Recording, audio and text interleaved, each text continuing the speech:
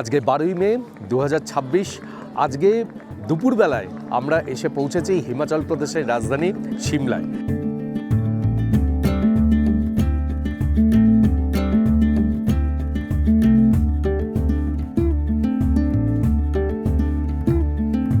বর্তমানে যেমন সিমলা হিমাচল প্রদেশের রাজধানী, কিন্তু 1864 সাল থেকে সিমলা ছিল ব্রিটিশ ভারতের গ্রীষ্মকালীন রাজধানী।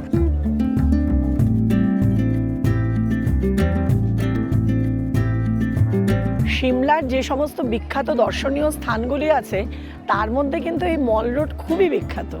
এই মল রোডের পাশে যে চওড়া জায়গাটা আপনারা দেখছেন, একে বলা হয় রিজ।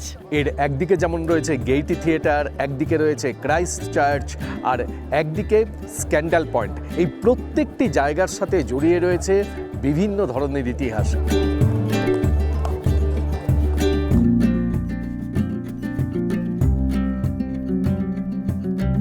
আর এই মল রোডে বিকেলবেলা যখন সূর্য অস্ত যায় তখন প্রচুর মানুষ এখানে এসে বসেন, গল্পগুজব করেন। আশেপাশের অনেক ক্যাফে আছে, সেখানে আড্ডা দেন। সেই ক্যাফেতে অনেক ধরনের খাবার পাওয়া যায়। খুব ভালো লাগে এই জায়গাটায় বিকেলবেলায় আসলে। এবং সোজা গেলে সিমলা কালীবাড়ি।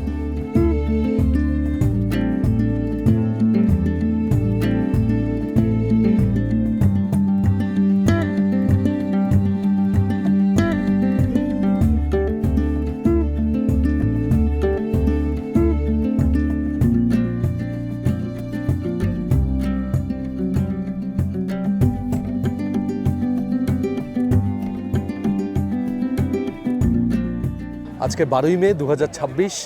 আজকেই আমরা সিমলাতে এসে পৌঁছেছি। আজকে এই 3টে নাগাদ এসে সিমলাতে পৌঁছালাম এবং সেই জার্নি আপনারা পুরোটা দেখেছেন। আমরা যে হাওড়া থেকে রওনা হয়ে তারপরে চণ্ডীগড় দিয়ে সিমলা এসে পৌঁছেছি। সিমলাতে এসে আমরা যে হোটেলটিতে উঠেছি সেই হোটেলটি আপনাদের আগে দেখিয়ে নিই। Hotel Auckland. এটি মল রোডের নিচের দিকে অবস্থিত। এইখানে ওপরে যে গাড়িগুলি দাঁড়িয়ে রয়েছে, এখান থেকে এইটুকু সিঁড়ি দিয়ে নেমে এসে, এই সামান্য কয়েকটা সিঁড়ি দিয়ে নেমে এসে এইখানে এই হোটেল অকল্যান্ড, এই হোটেলটিতে আমরা থাকব।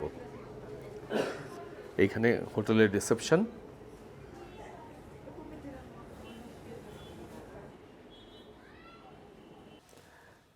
এই হচ্ছে হোটেল অকল্যান্ডে আমাদের রুম।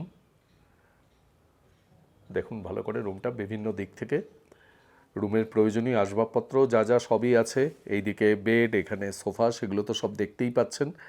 আর আরেকটা কথা, আমাদের এই যে ট্রিপ সিমলা, মানালি, ধর্মশালা, ডালহৌসি, এটা সম্পূর্ণভাবে আমরা বুক করেছি হেরিটেজ ট্রাভেলসের সাথে।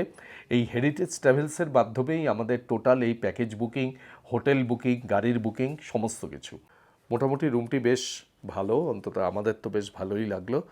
আর এইখানে এই যে জানালা, এই জানালা দিয়ে খুব সুন্দর ভিউ। আর এই হলো বাথরুম। এই সোজাসুজি আয়না, বেসিন, এইদিকে শাওয়ার, এইদিকে গিজার। এই হেরিটেজ ট্রাভেলসের ফোন নাম্বার আমি ডেসক্রিপশন বক্সে দিয়ে দিচ্ছি। আপনারা প্রয়োজন হলে ওনাদের সাথে যোগাযোগ করেও ঘুরতে পারেন। আপনারা ভিডিওগুলি ফলো করবেন, তাহলেই আপনারা জানতে পারবেন। এই বাজারটি হলো লক্কর বাজার। এটি সিমলা মেল রোডের থেকে যে রাস্তাটি বেরিয়ে এসছে সেই রাস্তা ধরেই এই বাজারটি। অতি প্রাচীন মার্কেট এবং বিভিন্ন ধরনের দোকানপাট, জামাকাপড় কেনার দোকান, খাওয়ার দোকান, বিভিন্ন ধরনের দোকান রয়েছে এই লক্কর বাজারে। আর রাস্তার এই পাশে, অর্থাৎ রাস্তার এই দিকটাতে মার্কেট, আর এই দিকটাতে বসার ব্যবস্থা। অনেকেই আছেন যারা এই রাস্তা ধরে হাঁটছেন, এই রাস্তার পাশে বসে তারা বিশ্রাম করছেন। মল রোড সংলগ্ন যে বাজার, সেই বাজার পার হয়ে এসে এখন সোজা মল রোডের দিকে যাচ্ছি। এখানেই আজকে বিকেল এবং সন্ধ্যেটা কাটাবো।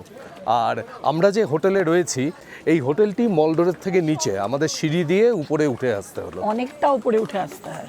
হ্যাঁ, মানে যাদের পায়ের সমস্যা আছে তাদের কিন্তু একটু কষ্টই হবে। এই আমরা হাঁটতে হাঁটতে পৌঁছে গেলাম সিমলা মলে। এই জায়গাটিকে রিজও বলা হয়। এই জায়গাটি পাহাড়ের একদম ওপরের অংশ, একটা চ্যাপ্টা সমতল অংশ। মেলের চারদিকে বিভিন্ন মূর্তি রয়েছে। একদিকে মহাত্মা গান্ধীর মূর্তি রয়েছে, একদিকে রয়েছে হিমাচল প্রদেশের নির্মাতা বীরভদ্র সিংয়ের মূর্তি, তার পাশেই রয়েছে হিমাচল প্রদেশের প্রথম মুখ্যমন্ত্রী ওয়াইএস পারমারের মূর্তি। বিভিন্ন ঐতিহাসিক চুক্তির জন্যও কিন্তু সিমলা বিখ্যাত। 1906 সালের সিমলা ডেপুটেশন, 1914 সালের সিমলা চুক্তি এবং 1945 সালের সিমলা সম্মেলন এই সিমলাতেই অনুষ্ঠিত হয়েছিল। কিন্তু সবথেকে যেটা গুরুত্বপূর্ণ সেটা হচ্ছে 1972 সালে ভারত এবং পাকিস্তানের মধ্যে সংগঠিত সিমলা চুক্তি। কাজেই এই সকল রাষ্ট্রনৈতিক এবং কূটনৈতিক দিক থেকেও কিন্তু সিমলার অসীম গুরুত্ব রয়েছে।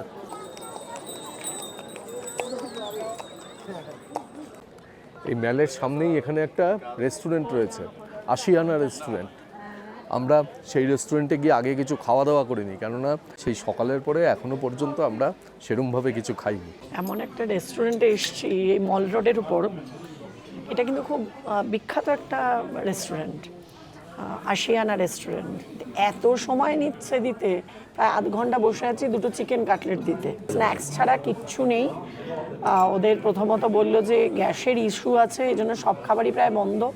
চাইনিজ বন্ধ, ধোসা বন্ধ, পরোটা বন্ধ, শুধু ওই ভাত ডাল, মানে খুব লিমিটেড কতগুলো খাবার ওরা শুধু বানাচ্ছে। আর এই যে বস্তুটি দিয়ে গেল কাটলেট বলে, এটা কাটলেট না কি ভগবান জানে, কিরকম জানি চপের মতন খেতে। এটা কি বলতো, কি বানিয়েছে? এটা কি যে করেছে, চিকেনের মধ্যে আলু সেদ্ধ করে দিয়ে মেখে কোনো রকম একটু ভেজে দিয়েছে, আমাদের ওখানের মতো নয়। দেখি এরকম অভিজ্ঞতা আমাদের আগেও হয়েছে, নৈনিতালে গিয়ে হয়েছিল না? নৈনিতালের অভিজ্ঞতাটা মারাত্মক অভিজ্ঞতা হয়েছিল। সেখানে ফিশ ফ্রাই বলেছিল যে ফিশ ফ্রাই মিলে গেছে। এখন আমি ভাবলাম ফিশ ফ্রাই মানে যেরকম হয় আমরা জানি। বেশ কিছুক্ষণ বসাবার পরে দুটি মাছের একটা পেটি আর একটা গাদা সে ভাজা করে, মানে যেরকম আমরা কড়াইতে মাছ ভাজি সেরকম করে পুরো করকরে করে মাছ ভাজা করে এনেও ये लीजिए आपका फिश फ्राई। এটা আরো বাজে।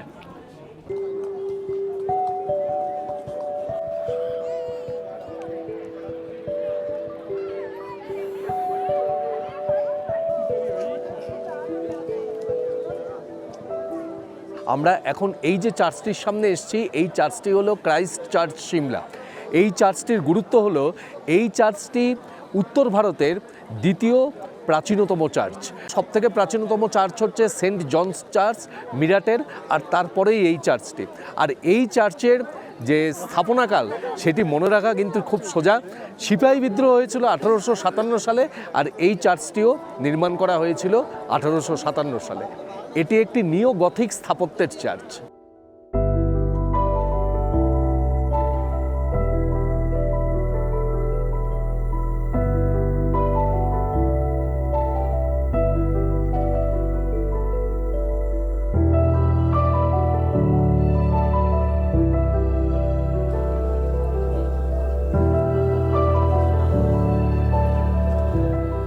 এই যে হেরিটেজ বিল্ডিংটি দেখছেন, এটি হচ্ছে হিমাচল প্রদেশ স্টেট লাইব্রেরি।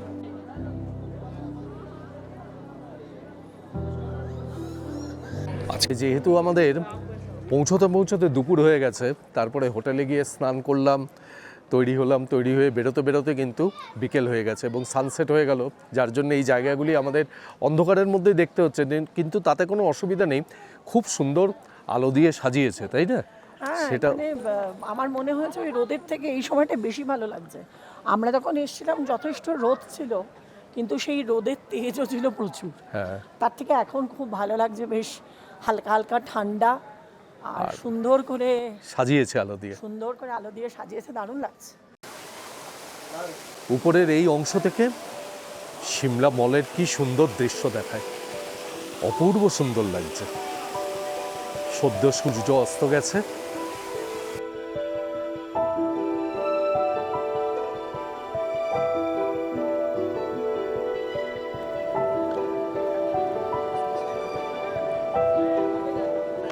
মলে ঘুরতে ঘুরতে সূর্যাস্ত দেখলাম, তারপরে আস্তে আস্তে সব আলোগুলি জ্বলে উঠলো, খুব সুন্দর লাগছে। কিন্তু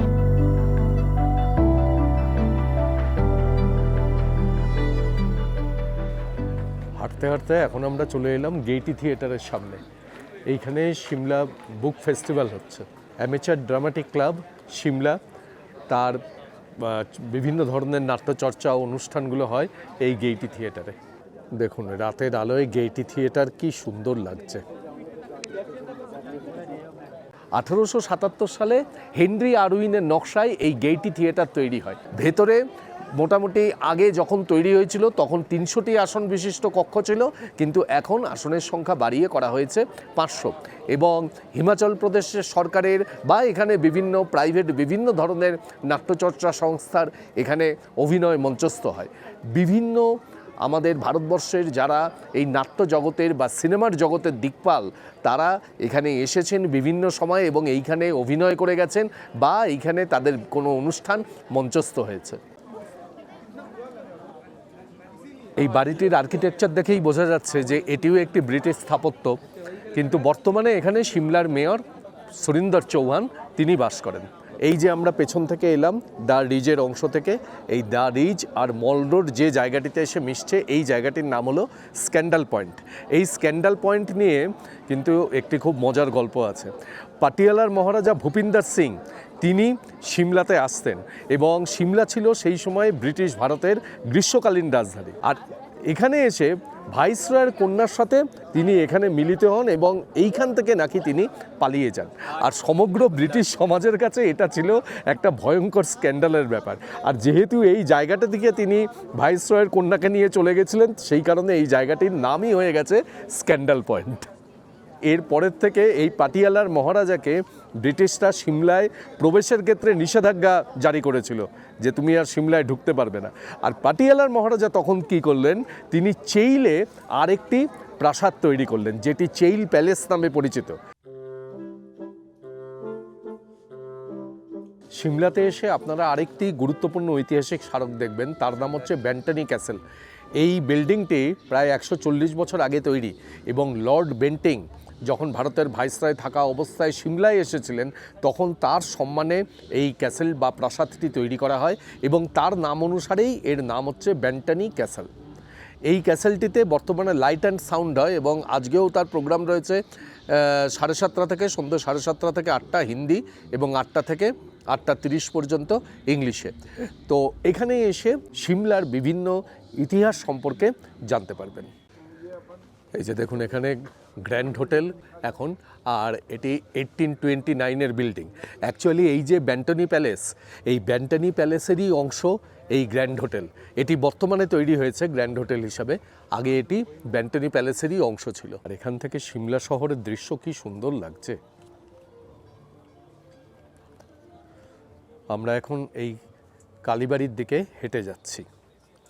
আমরা এখন চলে এলাম সিমলা কালীবাড়ির সামনে। এই সিমলা কালীবাড়ি 1823 সালে স্থাপিত হয়েছে।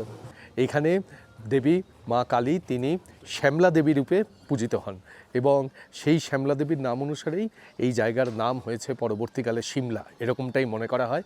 আর এই যে কালী মন্দির এখানে স্থাপিত হওয়ার আগে কিন্তু ছিল যেখানে জুকু টপ, সেইখানে তা সেই জুকু বা জুকা টপ থেকে ইংরেজরা এখানকার স্থানীয় মানুষদের সহায়তায় এই কালী মূর্তি এখানে নিয়ে এসে প্রতিষ্ঠিত করেন। খুব ভালো লাগলো, মন্দিরটা এত আগে বড় ছিল না, এখন এত বড় হয়েছে, এটা দেখে আরও ভালো লাগছে। মূর্তিটা ছোটই আছে, মূর্তির তো আর পরিবর্তন হবে না, খুব ভালো লাগছে। আর পরিবেশটা এত সুন্দর, হ্যাঁ তখন এত জাঁকজমক ছিল না মন্দিরের। মন্দিরের ভেতরে স্বাভাবিকভাবেই ফটো তুলতে দেওয়া হয় না। আমরা মন্দিরের মধ্যে অনেকক্ষণ ছিলাম, এখানে স্থানীয় মানুষেরা গান বাজনা করছেন ভেতরে, বেশ সুন্দর লাগছে।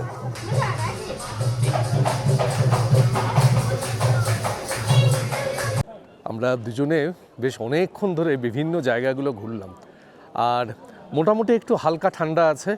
আমি যার জন্য জ্যাকেট পরেছি, বুবু তো দেখছেন কিছুই পরেনি, ওর কিছু লাগে না। ভালো লাগছে, ঠান্ডাটা উপভোগ করা যাচ্ছে। মে মাসের এখন সেকেন্ড উইক, তো আমরা এখন হোটেলে ফিরে যাব। হোটেলে ফিরে গিয়ে ডিনার করব। আমাদের যে প্যাকেজ সেই প্যাকেজে রয়েছে ব্রেকফাস্ট এবং ডিনার। লাঞ্চ আমাদের প্যাকেজের মধ্যে ধরা নেই, সেটা আমরা নিজেদের মতন করব। তো এখন আস্তে আস্তে আবার হোটেলে ফিরে যাই। এখানকার একটা বৈশিষ্ট্য দেখলাম, এই যে ঘোড়াগুলো দাঁড়িয়ে রয়েছে সব দেখুন সাদা ঘোড়া। এর কি কারণ জানি না, কিন্তু দেখতে বেশ ভালো লাগছে। আজকে 13ই মে 2026। আমরা গুড মর্নিং, ঠিক হু। আমরা এখন ব্রেকফাস্টের টেবিলে যাচ্ছি। এই জায়গাটি হলো ওনাদের ডাইনিং স্পেস। খুব সুন্দর ভিউ এখান থেকে। ব্রেকফাস্টে অনেকগুলি অপশন রয়েছে, পোহা রয়েছে, পুরি সবজি, তারপরে আলু পরোটা, ব্রেড টোস্ট। তো আমি নিলাম ব্রেড টোস্ট আর ববু নিল পুরি সবজি।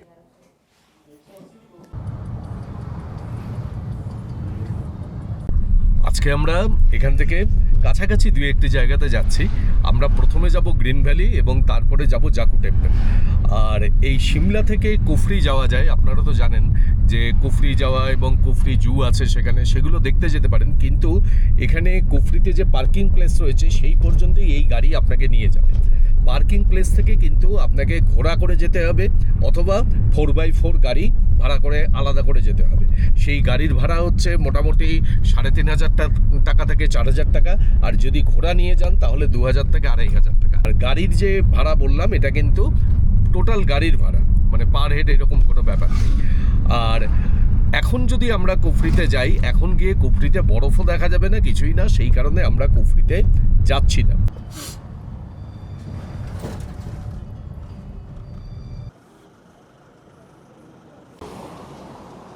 আমরা এখন এসে পৌঁছালাম গ্রিন ভ্যালি।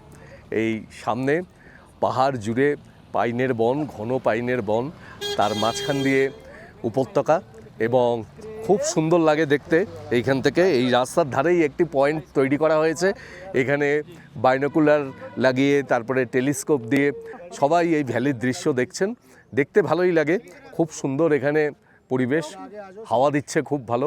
আমরা কিছুক্ষণের জন্য দাঁড়ালাম এই গ্রিন ভ্যালি দেখতে। আর গ্রিন ভ্যালি থেকে এই যে রাস্তা সোজা চলে গেছে, এই রাস্তা চলে গেছে কুফরির দিকে। এখান থেকে মোটামুটি ওই 5-6 কিলোমিটার মতন দূরত্ব। কিন্তু আমরা কুফরি যাচ্ছি না, সেটা তো বললাম যে কুফরিতে গিয়ে এখন বরফও পাবো না, কিছুই না। কাজেই অতিরিক্ত খরচা করে গিয়ে এই মুহূর্তে লাভ নেই।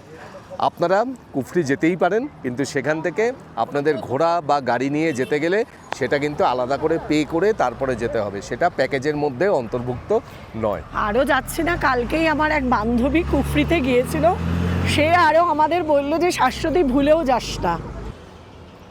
তুমি তো এখানেও দোকানপাটে লেগে গেছো, যাবে না না, এখানে ওই হিমাচলি পোশাক পরিয়ে ছবি তোলা হয়, ওইগুলোই দেখছিলাম।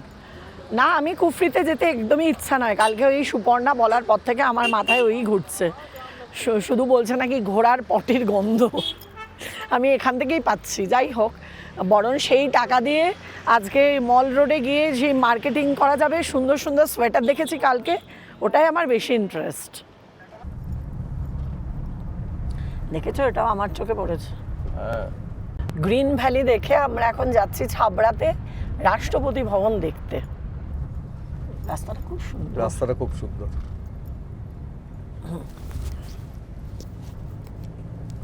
এই পথ দিয়ে যেতে হবে। এইখানে লেখা আছে রাষ্ট্রপতি নিবাস। মহামান্য রাষ্ট্রপতি যখন সিমলাতে আসেন তখন এইখানে এসে তিনি অবস্থান করেন।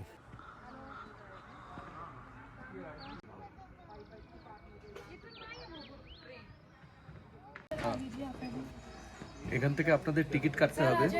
ফরেনারদের জন্য 250 টাকা এবং ইন্ডিয়ানদের জন্য 50 টাকা করে টিকিট। এবং টিকিটের পেমেন্ট কিন্তু ইউপিআই এর মাধ্যমে করতে হবে, কোনো ক্যাশ পেমেন্ট হয় না।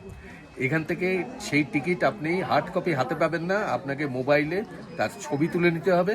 তারপরে এখান থেকে চেক ইন করে ঢুকতে হবে।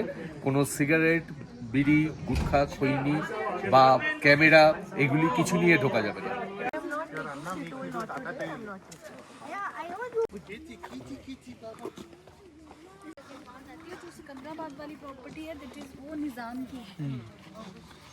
মাসোবরা অঞ্চলে এই রাষ্ট্রপতি ভবনটি আসলে নির্মাণ করেছিলেন 1850 সালে কোটির মহারাজা। তারপরে 1890 সালে ব্রিটিশরা তাদের ভাইসরয়ের নিবাসস্থল হিসাবে এই অঞ্চলটিকে বা এই বাড়িটিকে তারা নির্ধারণ করে। এবং তারপরে ভারতবর্ষ যখন স্বাধীন হলো, স্বাধীন হওয়ার পরে ভারতের রাষ্ট্রপতিরা সিমলাতে যখন আসতেন তখন তাদের আবাসস্থল হিসাবে এই ভবনটিকে নির্বাচন করা হয়। এবং 1965 সালে ডক্টর সর্বপল্লী রাধাকৃষ্ণন তিনি এই বাড়িটিকে রাষ্ট্রপতি ভবন হিসাবে নামাঙ্কিত করেন। এরপরে দীর্ঘ সময় অতিবাহিত হয়। তারপরে 2023 সালে আমাদের বর্তমান যিনি রাষ্ট্রপতি অর্থাৎ মহামান্য শ্রীমতী দ্রৌপদী মুর্মু, তিনি এই ভবনটিকে জনসাধারণের জন্য উন্মুক্ত করেন। অর্থাৎ আমরা এই যে এখন এলাম, এসে রাষ্ট্রপতি ভবনের ভেতর ঢুকে বিভিন্ন আসবাবপত্রগুলি দেখলাম, বিভিন্ন ঘরগুলি দেখলাম, ব্যবহার্য জিনিসপত্রগুলি দেখলাম, এগুলি সবই আমাদের বর্তমান রাষ্ট্রপতির বদান্যতায়। অর্থাৎ তিনি সর্বসাধারণের জন্য এটিকে 2023 সাল থেকে খুলে দিয়েছেন। আর এই মাসোপড়া অঞ্চলের চারিপাশের পরিবেশ অসম্ভব সুন্দর। চারিদিকে এইরকম ঘন জঙ্গল, সেখানে পাইন, ফার, বিভিন্ন ধরনের বনভূমি রয়েছে। খুবই ভালো লাগবে আপনাদের এখানে এসে এই রাষ্ট্রপতি ভবনটি দেখতে।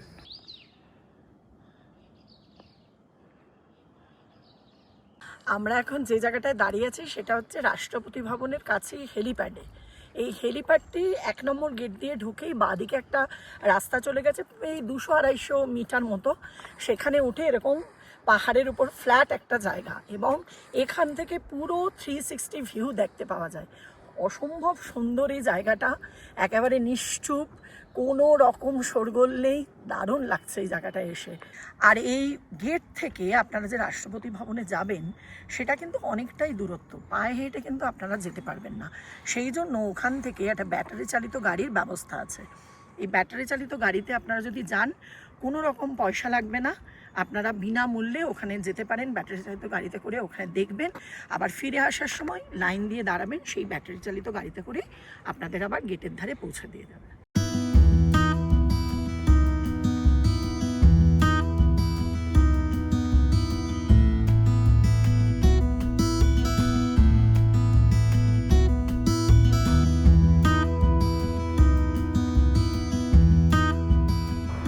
এখন আমরা রওনা দিচ্ছি ফাগুর উদ্দেশ্যে। এই যে আমরা কুফরি গেলাম না, তার পরিবর্তে আমরা ফাগু দেখব, এবং এই যে রাষ্ট্রপতি ভবনে গেলাম, এগুলো হচ্ছে সব কুফরির পরিবর্তে। মানে আপনারাও এরকম করতে পারেন, প্যাকেজের মধ্যে যদি আপনারা কুফরি না যেতে চান তাহলে কিন্তু আপনারা এই জায়গাগুলি ঘুরে নিতে পারেন। অর্থাৎ হয় কুফরি করবেন, নয় এদিকটা করবেন। আমরা এই সাইডটা করছি।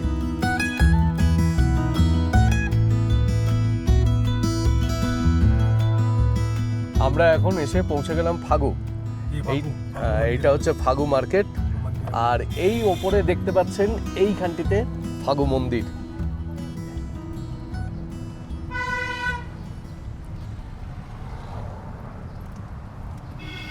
ফাগুতে আমরা রাস্তার ধারে একটা জায়গায় নামলাম। এখানে বিভিন্ন জায়গা দিয়ে আপনি পাহাড়ের ঢাল বেয়ে নেমে যেতে পারেন। নেমে গিয়ে দেখবেন যে ঘন পাইনের জঙ্গল, এটাই ফাগুর বৈশিষ্ট্য এবং ফাগুর সৌন্দর্য এখানেই। আর তাছাড়া বিস্তৃত ভ্যালি, সেটাও খুব দেখতে ভালো লাগে। দেখুন, আপনাদের আমি একটা জায়গা দেখাচ্ছি, খুব সুন্দর এই জায়গাটা। এই দেখুন, এইখানে এই রকম পাইনের জঙ্গল, আর এই পথ দিয়ে আপনি নেমে যাবেন এই পাইন বনের দিকে। এইখানে কত সুন্দর ফুল ফুটে রয়েছে রাস্তার ধারে, ভালোই লাগবে। কিছুক্ষণ আপনি এই পাইনের জঙ্গলের ভেতর ঘুরে এই ফাগুর সৌন্দর্য উপভোগ করতে পারেন।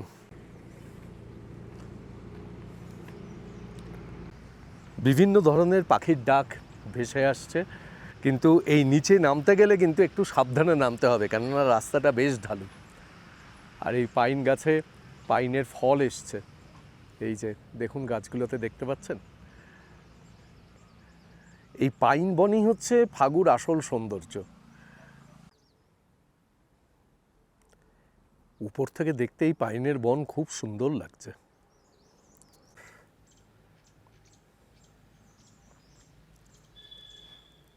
কিছুক্ষণের জন্য সময় কাটালাম, এবারে ফিরে যাই। এবারে যাব জাকু মন্দির। এই ওঠার পথটি কিন্তু বেশ খাড়া, ওই ওপর পর্যন্ত ওই যে গাড়ি যাচ্ছে ওই পর্যন্ত উঠে যেতে হবে। আস্তে আস্তে উঠবেন, ভালোই লাগবে। এই ফুলগুলো খুব সুন্দর ফুটেছে দেখুন। এই ফাগুতে কিন্তু লোকজন আসে সূর্যাস্ত সূর্যোদয় দেখার জন্য, কারণ এই রাস্তার ধারেই হচ্ছে ভিউ পয়েন্ট, যেখান থেকে অনিন্দ আপনাদের দেখালো। আর তার পাশে এতটা চওড়া খোলা আকাশ, যেখানে সূর্যের রং পরিবর্তনের সঙ্গে সঙ্গে আকাশের দারুণ সুন্দর রং পরিবর্তন হয়, অপূর্ব লাগে সেই দৃশ্য। সেটা দেখতেই সবাই ফাগুতে আসে। এছাড়া আপেল গার্ডেন আছে, এই যে দেখুন আপেল গার্ডেনটা দেখানো হচ্ছে আপনাদের, এই যে না বিস্তৃত অঞ্চল জুড়ে আকাশ দেখা যায়, বিস্তীর্ণ এলাকা জুড়ে আপেল গাছ এবং সেগুলো সাদা নেট দিয়ে ঢাকা। এই ফ্লাওয়ারিং হয়েছে তার জন্য, ফ্লাওয়ারিং হয়েছে তাই জন্য, মানে যাতে পাখি এসে নষ্ট না করে দেয় বা অতিরিক্ত রোদ লাগলেও নষ্ট না হয়ে যায়। দারুণ সুন্দর লাগছে এখান থেকে।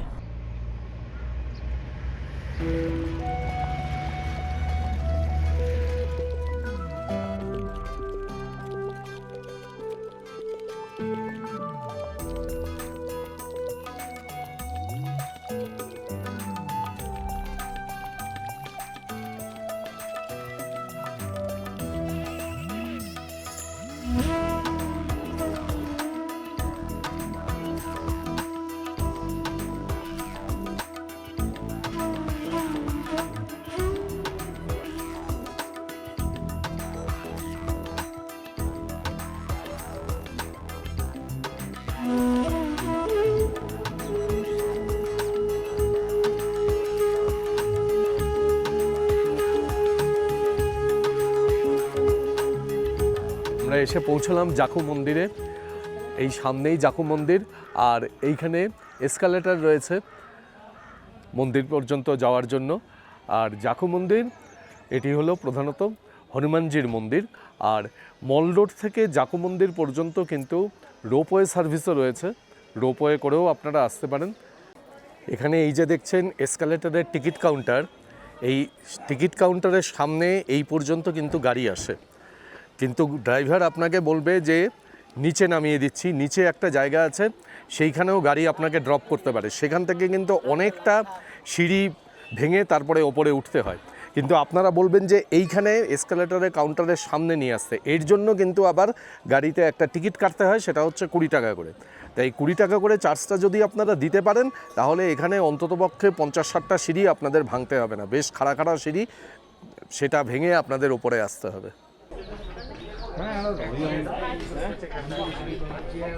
এইখান দিয়ে সিঁড়ি রয়েছে, এদিক দিয়ে হেঁটে যাওয়া যায়, আর এই দিক দিয়ে আপনি এসকালেটরে যেতে পারেন। আমরা কিন্তু সিঁড়ি দিয়েও যেতে পারতাম বজরংবলীর মন্দিরে, কিন্তু আমরা সেটা গেলাম না। আমরা এখান থেকে পার হেড 20 টাকা করে টিকিট কেটে আপ অ্যান্ড ডাউন এসকালেটর করে যাচ্ছি জাকু টেম্পল।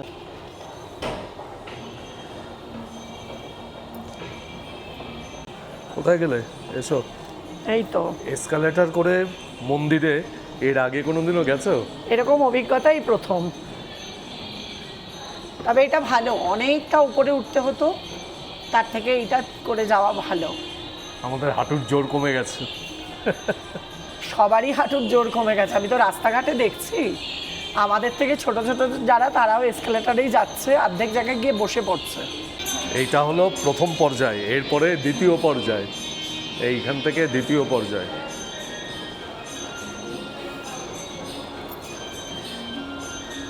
মানে অনেকটাই কিন্তু, অনেকটা উচ্চতা। আমাদের একটু পুণ্য কম হলো, আমরা একটু পুণ্য কম করলাম, হেঁটে হেঁটে গেলাম না বলে। এসকালেটরে করে উঠলে পুণ্য কম হয় না, ওই কোনো প্রাণীর পিঠে করে উঠলে আমি মনে করি পুণ্য কম হয়, তাতে সেই প্রাণীটিকে কষ্ট দেওয়া হয়। হ্যাঁ সেটা কিন্তু অবশ্যই ঠিক। এটা যান্ত্রিক ব্যবস্থা, এখানে কেউ কষ্ট পাচ্ছে না। এই আপনি সোজা এসে পৌঁছাবেন হনুমানজির পাদদেশে। আর টিকিটটি যত্ন করে রেখে দেবেন। হ্যাঁ রেখে দিয়েছি তোমার পার্সে। আচ্ছা, এই টিকিটটি আবার যাওয়ার সময় লাগবে। আরে বাবা, এটা দেখা যায় শহরের অনেক জায়গা থেকে দেখা যায় এই মূর্তি। দেখো এই হনুমানজির মূর্তি, হনুমানজি। বিশাল উচ্চতা। এর উচ্চতা কত আমার কিন্তু জানা নেই। ওরে বাবা, খুব সুন্দর। জয় বজরংবলী। আর এই যে সব অনুচরেরা রয়েছে বজরংবলী, তাদের থেকে সাবধান। এই যে বুবু তোমার পেছনে, এই যে সানগ্লাসটা এক্ষুনি সানগ্লাসটা টেনে নিত। এই যে পেছনে আরেকটা, চলে এসো। মুখের মধ্যে লাগলো। লেগেছে? দেখেছো? আঁচড় লেগেছে? আঁচড় লাগেনি, কিন্তু এই সানগ্লাসটা পুরো টেনে নিচ্ছিল। খুব সাবধান, দেখলেন তো হ্যাঁ, কিরকম করে আক্রমণ করেছিল। এরা কিন্তু ফোনও কেড়ে নেয়। ফোন বললো তো, এখানে ক্যামেরা ট্যামেরা সব কেড়ে নেয়। আমার বৃন্দাবনে চশমা কেড়ে নিয়েছিল। চশমা দিয়ে হনুমান কি করে আমি জানি না, আবার এখানে ফোন কেড়ে নেয়, ফোন দিয়েই বা কি করে কে জানে। যাই হোক, এবার স্বভাব। মন্দিরের দিকে যাই। এই পথ দিয়ে রোপওয়েতে যাওয়ার রাস্তা, এই যে এইখানে শেড করা রয়েছে লাল রঙের, ওইটি হচ্ছে রোপওয়ে যাওয়ার রাস্তা। আর ওইখান থেকে রোপওয়ে করে মল রোডের রিচ পর্যন্ত যাওয়া যায়। 300 টাকা করে টিকিট। এই জাখু মন্দির যে পর্বতের উপর অবস্থিত তার নাম জাখু পর্বত। এইখানে যক্ষ ঋষি তিনি তপস্যা করছিলেন। হনুমানজি সেই সময় আকাশপথ দিয়ে যাচ্ছিলেন সঞ্জীবনী নিয়ে আসার জন্য। তিনি আকাশপথ থেকে দেখতে পান যে এখানে জাখু ঋষি তিনি মানে যক্ষ ঋষি তিনি তপস্যা করছেন এবং এখানে তিনি অবতরণ করেন। এবং তিনি যখন এখানে অবতরণ করেন তখন তার দেহের ভারে এই পর্বতের যা উচ্চতা ছিল, এই পর্বত অর্ধেকটা পৃথিবীর ভেতর ঢুকে যায়। এবং সেই যক্ষ ঋষি তিনি হনুমানজিকে দর্শন করেন, দর্শন করে তিনি ধন্য হন এবং এইখানে হনুমানজির স্মরণে তিনি মন্দির প্রতিষ্ঠা করেন। আর এই যক্ষ ঋষি এই মন্দির প্রতিষ্ঠা করেছিলেন বলে এই মন্দিরের নাম হয় যক্ষ ঋষি মন্দির। পরবর্তীকালে যেটা অপভ্রংশে নাম হয়েছে জাখু মন্দির এবং এই পর্বতটির নাম জাখু পর্বত। जय हनुमान ज्ञान गुण सागर, जय कपीस तिहु लोक उजागर। राम दूत अतुलित बल धामा, अंजनी पुत्र पवन सुत नामा।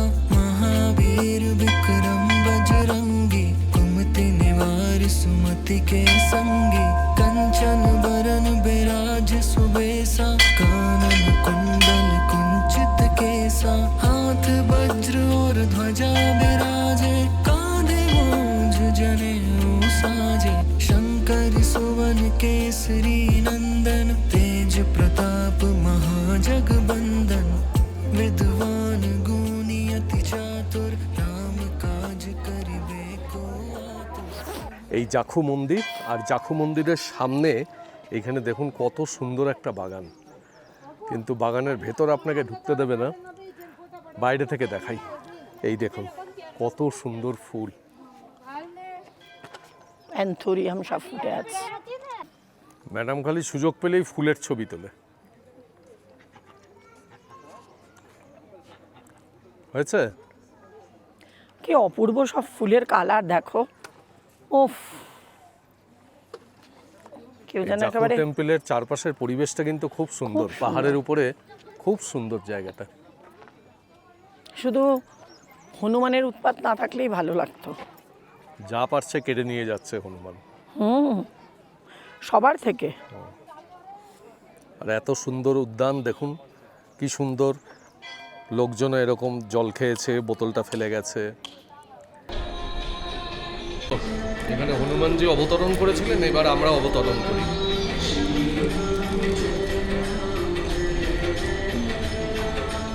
এবার কি করবে? মল রোডে যাবে? যাব এবং আমরা কেনাকাটা করব মন প্রাণ ভরে। না না, নেওয়ার জায়গা কোথায়?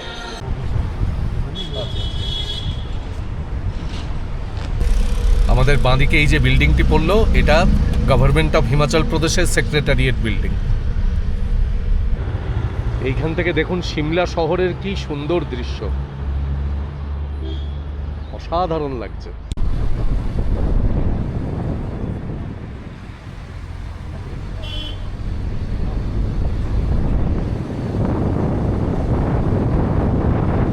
এখন আমরা মলের দিকে যাব। আর গতকাল আমরা মলে গিয়েছিলাম সিঁড়ি দিয়ে হেঁটে উঠে, আর আজকে এখান থেকে লিফটে করে যাব। এই লিফটে করেও যাওয়ার সুবিধা রয়েছে, আমরা আপনাদের দেখাচ্ছি সেটা। এই লিফটে করে গিয়ে সামান্য একটুখানি হেঁটেই আপনি রিজে পৌঁছে যাবেন। এই যে এখান দিয়ে লিফটে প্রবেশ করার রাস্তা।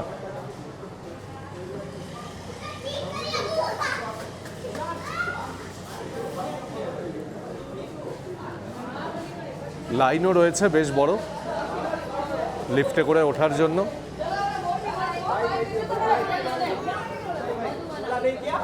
লিফটে করে যাওয়ার জন্য এইটি হচ্ছে টিকিট কাটার লাইন, আর টিকিট কেটে আপনি এই লাইনটিতে দাঁড়াবেন। এই লাইনে করে তারপরে আপনি লিফটে উঠতে পারবেন। এটা হচ্ছে লিফটে উঠে যাওয়ার লাইন, এটা টিকিট কাটার লাইন।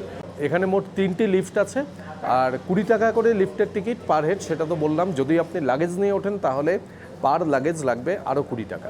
আর এখানে লিফটের টাইমিংস হচ্ছে সকাল 8টা থেকে রাত্রি 11টা পর্যন্ত। খুব সুন্দর আমরা লিফটে করে উঠে এলাম। এরপরে আমরা লক্কার বাজারের মধ্য দিয়ে রিজে গিয়ে পৌঁছাবো।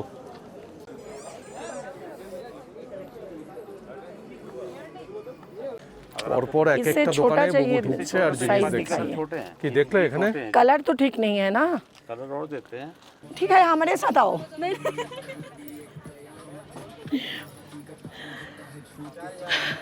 এই দোকান থেকে আমি এই যে এই কুর্তিটা নিলাম, দেখো দেখাও সবাইকে, কি আমার খুব পছন্দ হয়েছে এবং আমার মনে হয়েছে দামটাও খুব রিজনেবল। 1250 দাম ছিল, ওনারা আমার থেকে 800 টাকা নিল। আর এই রকম জিনিস আমার মাও আগের বার কাশ্মীর থেকে নিয়ে গেছিলো, ওগুলো অনেক দাম ছিল। তো জানি না এক মেটেরিয়াল কিনা, কিন্তু আমার পছন্দ হলো, নিয়ে নিলাম। যখন পরবো বলবেন কমেন্ট করে কেমন লাগছে। আর এই যে দোকানটা দেখে রাখুন, দোকানটা দেখাচ্ছি আপনাদের। সিমলায় আসলে এই দোকানে অবশ্যই আসবেন, সস্তায় জিনিস পাবেন। হ্যাঁ ও আয়েগা। আর আরেকটা দোকান থেকে একটা সোয়েটার নিয়েছি, একটু অবাক হয়ে সোয়েটারটা নিয়েছি, যেটা আমরা 1000 টাকায় কিনি, ওরা বললো নিজের থেকেই 300 টাকা। আমি তো অবাক হয়ে কিনলাম, মানে একটু ঘোরের মধ্যে ছিলাম, কি জানি এই মার্কেটটা বোধহয় একটু সস্তা মার্কেট, কিন্তু ভালো লাগলো আমার। এই স্টোলটা দেখুন আপনারা, এই স্টোলটা দেখুন কি সুন্দর, ওড়না করে দারুণ পরা যাবে। আমার তো দারুণ পছন্দ হয়েছে। 2600 টাকা বলছে, বলছে একটা পয়সাও কমাবে না, কিন্তু এত পছন্দ হয়েছে মনে হচ্ছে নিয়েই নেব। দেখা যাক। भैया इसका प्राइस क्या है भैया? इधर देखो जी, अब बैल पर बीएसपी लगाया तो दिखाना तो पड़ेगा। दो मैंने पहले नहीं रखे। ये वाला जैकेट क्या रे मैम? ये देखिए आगे। हाँ একটুখানি দেখো না, দেখো না। एक तो दीदी ने गिफ्ट देना है आपको। आपका प्राइस ज़्यादा है। दादा प्राइस पहले आप चीज देखते हो, नहीं सर आप प्राइस देखते हो, क्वालिटी देखो। ये जो है ना, ये जो ऊपर का है तो वो अब दादा आप का। ब्लॉगिंग कर रहे हो, उसमें हम सच बोलेंगे, झूठ नहीं बोलेंगे। तो आपके दुकान में सब लोग आएंगे ये ना देखो मैम, हमारे। मैं आपको वैसे बताऊं ma'am, this is a brand, Perry Carlo का ब्रांड है। आप कहीं भी जाएंगे इस ब्रांड का लोगे तो एक ही प्राइस मिलेगा। अच्छा, तो ये शॉल का ब्रांड है त्रिशा, उनकी वेबसाइट में चल जाओ, pan India it will be the same price. इसका प्राइस क्या है? इसका प्राइस ये है 1799। पर ये तो बड़ा होगा, ये दादा के लिए। বুবুকে বেশ ভালোই नहीं, ये- বোঝাচ্ছে, বুবুও মন দিয়ে বুঝছে। না না, আমার বোঝার ব্যাপার নেই, আমি তো হাতে ধরছি জিনিসগুলো। এই জিনিসগুলো কোয়ালিটি ভালো, বলে লাভ নেই। আপ ऊपर का जो है ना, नहीं नहीं नहीं ये इसका नहीं। এই যে অনিন্দকে জোর করে এই সোয়েটারটা কেনাচ্ছি, সব জায়গাতে যায় আর বলে দাম বেশি, কিনবো না। না, এটার দাম ভীষণ কম। কিতনা? बिल्कुल 1799। 1799। 1800 টাকা দাম। তো দাদার শপ এত দেখাচ্ছি আমরা, এই জন্য ডিসকাউন্ট দেবে বলেছে দাদা।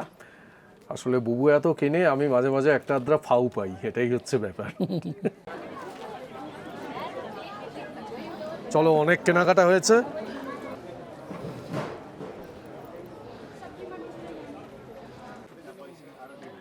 একের পর এক আমাকে পুড়িয়ে যাচ্ছে। এর আগে একটা কিনলাম, আবার এই দোকানে এসে এই একটা পছন্দ করে গলিয়ে দিয়েছে। এটা নেওয়া যায় কিনা বুঝতে পারছি না। অবশ্যই নেওয়া যায়, খুব সুন্দর লাগছে দেখতে, খুব ভালো। খুব ভালো। এটা নিয়ে তাহলে- নাও। তাহলে এটা পড়ি, বেশ ভালোই আমার এবারে উপার্জন হচ্ছে। ঠিক আছে। এই যে দেখুন, এটা গেইটি থিয়েটারের এই দিক থেকে প্রবেশ পথ। এর রিজের দিকে মানে মলের দিকে একটি অংশ রয়েছে, আর এই দিক দিয়ে প্রবেশ পথ। এই গেইটি থিয়েটারের ভেতরে অ্যানুয়াল আর্ট এক্সিবিশন হচ্ছে। আমরা সেই আর্ট এক্সিবিশনটি দেখার জন্য ঢুকতে পেলাম। এমনিতে কিন্তু গেইটি থিয়েটারের ভেতরে কোনো অনুষ্ঠান যখন চলে তখনই ঢোকা যায়, অন্য সময় ঢোকা যায় না। এখানে ফ্রি এন্ট্রি। আমরা সৌভাগ্যক্রমে এখানে ভেতরে ঢুকলাম এবং গেইটি থিয়েটারের বিভিন্ন অংশগুলো ঘুরে দেখলাম। খুব সুন্দর সুন্দর ছবি, কিন্তু দুর্ভাগ্য যে ক্যামেরা অ্যালাউড নয়, সেই কারণে আপনাদের দেখাতে পারলাম না ছবিগুলো। খুব সুন্দর লাগলো এমনিতে। এই জায়গাটি দেখুন কি সুন্দর, পুরো কাঠ দিয়ে তৈরি করা হিমাচলী সংস্কৃতির বিভিন্ন অংশ। আর এই বিল্ডিংটি দেখুন, এটি হলো মিউনিসিপ্যাল কর্পোরেশন অফ সিমলা। আর সিমলার বিখ্যাত হাই এন্ড ক্যাফে এইখানে।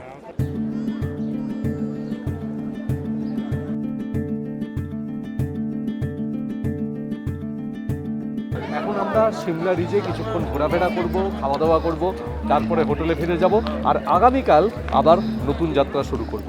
আর আপনাদের কাছে কেমন লাগলো আমাদের এই সিমলা ভ্রমণের ভিডিও সেটা কিন্তু অবশ্যই কমেন্ট বক্সে কমেন্ট করে জানাবেন। ভালো লাগলে চ্যানেলটিকে সাবস্ক্রাইব করবেন এবং বরাবরের মতন আমাদের সঙ্গে সঙ্গে থাকবেন। থাকবেন। অনেক ধন্যবাদ।